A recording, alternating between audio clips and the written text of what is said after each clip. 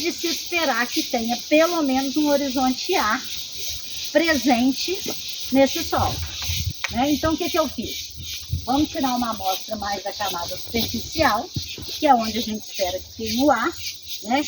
Aí segui a percepção visual do Diogo, que falou que ia até ali, e coletei logo embaixo. E vocês viram que já deu alguma diferenciação.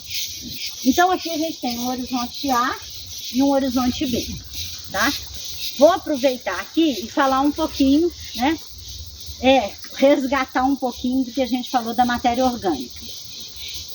Vocês mesmos falaram, esse tanto de folha que está aqui, tá? Então, eu vou perguntar a vocês, por que o horizonte A, então, para quem me perguntou lá no dia da prova, biomassa é massa biológica, é folha, galho, fruto, é tudo isso que está caído em cima. Com esse tanto de biomassa, de matéria orgânica em cima do solo, por que o horizonte A não deu profundo? O Diogo falou assim, tem uma camada bem fininha ali. Por que não é profundo? Não era para ser? É da característica do solo, ele... Cada inclinação ainda. O relevo. Não, vocês estão vendo a erosão marcante aqui? Não, acho que ele é mais compacto. É a pergunta da prova. Tá a pergunta da prova e continuamos sem saber. Exatamente, é a pergunta da prova que eu anulei a questão e dei ponto para todo mundo. Por causa dos micros biológicos que os anaeróbicos que vai comer, Por causa do... Na verdade, quase, tá? Mas por que isso acontece?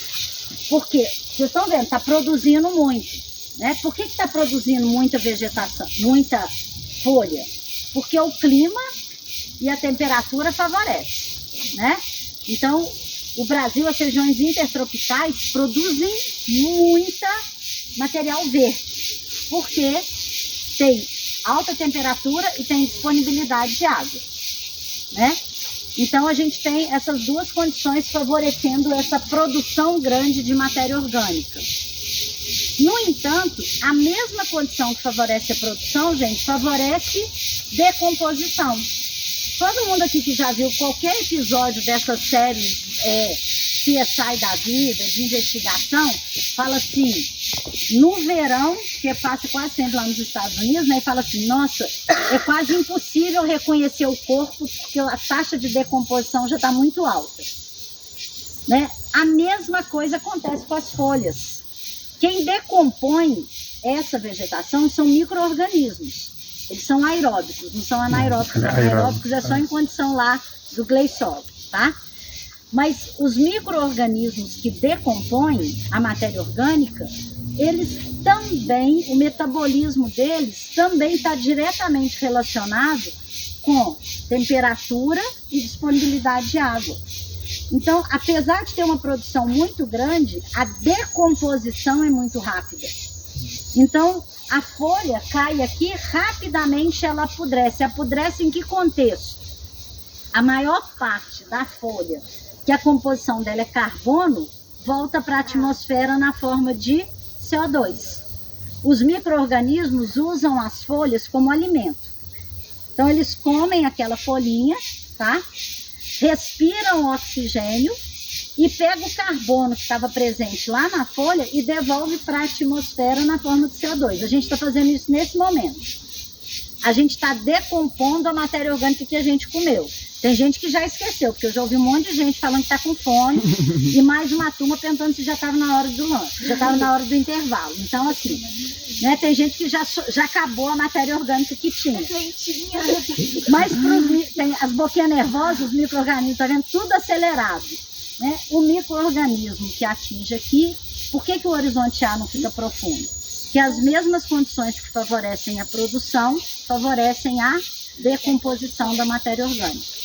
Por isso é que não há um horizonte A, e vocês estão vendo isso aqui ao vivo. Vocês estão vendo a quantidade de folha ali em cima e um horizonte A que, na hora que eu coloquei a fita ali, não sei se vocês repararam, não chega a 25 centímetros. Então, o horizonte A que é bem pouco espesso, tá?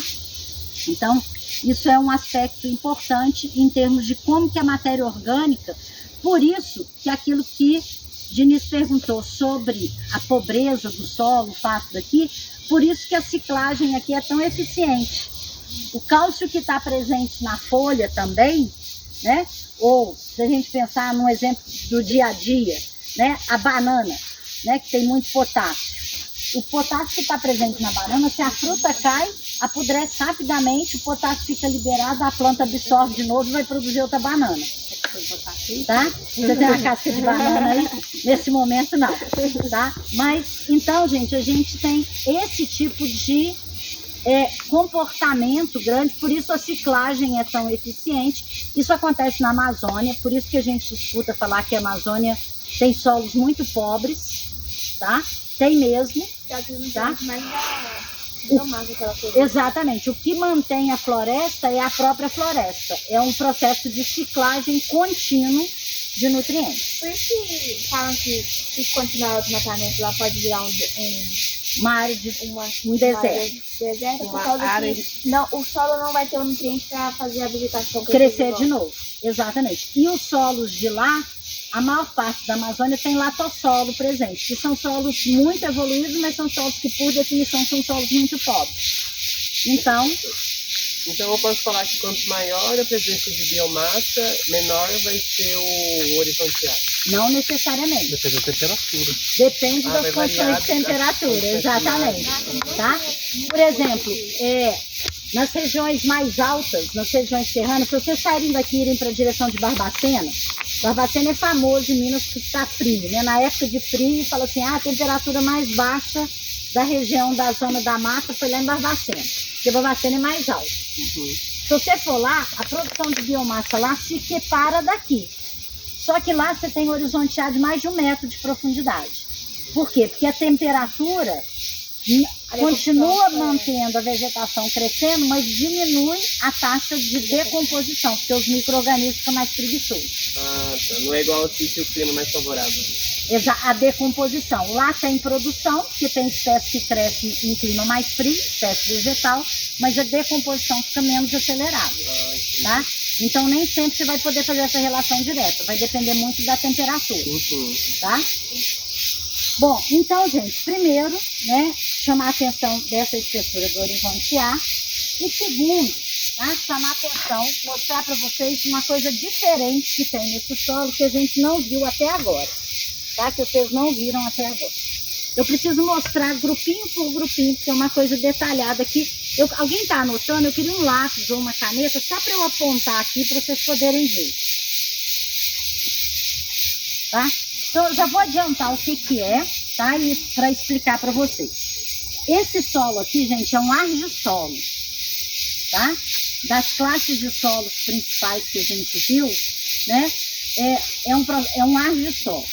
Lembrando, o que acontece no argissolo? Sai argila do horizonte A e vem para o horizonte B, tá? Então, até uma pergunta na prova que a maior parte de vocês acertou, né? Qual que é o solo mais suscetível à erosão, um argissolo ou um latossolo? Então, a maior parte acertou, é o argissolo, porque a argila sai do A, vem para o B, entope os poros, e isso dificulta a infiltração, favorece a erosão, tá? Bom, quando a gente tem um argissolo, um indício de que essa migração de argila está acontecendo é a serosidade, tá? E aí é isso que eu quero mostrar para vocês. O que é serosidade?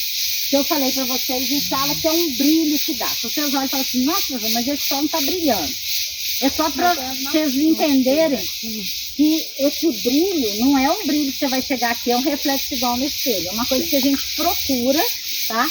Para ver se a gente consegue enxergar no horizonte B do sol, tá? E uma coisa importante, é legal que tenha chovido, porque muita gente, quando eu mostro serosidade num ambiente mais seco, fala assim, mas não é porque um lugar está mais molhado que o outro, não. Vocês estão vendo que os solos aqui estão todos molhados. E assim mesmo a gente consegue enxergar o que é a serosidade. Então eu vou mostrando grupo por grupo, tá? Aí se vocês quiserem vir aqui, bater com a enxadinha ali e ver se vocês conseguem achar sozinhos, enxergarem, é só no horizonte B, tá? Lembrando que a serosidade é a argila que sai pro A e vem pro B. Mas quanto mais perto do ar, mais fácil já tá. Não necessariamente, às vezes elas se espalham em todo o horizonte, tá? Deixa eu mostrar aqui para vocês. Justamente no sol fica mais fácil. Depois eu mostro para todo mundo, gente. Precisa... Vocês conseguem ver que, por exemplo, aqui, ó, deixa o sol bater, fica mais fácil. Aqui e aqui é mais liso que esse pedaço aqui, ó. Aqui parece mais grosseiro, ó. Aqui e aqui nesse pedaço todo aqui, ó, tudo é mais lisinho. Aqui não. Aqui tem serosidade e aqui não tem. Exatamente. Parece que tá liso, parece que tá mais molhado mesmo, mas não tá. Vocês estão vendo que tá tudo molhado, tá? Dá pra ver de dentro dali ou Tem que pegar. Tem que pegar? Tem que pegar. Vocês conseguiram ver, gente? Todo mundo viu? Deixa eu passar aqui para trás. Meninos, vem cá.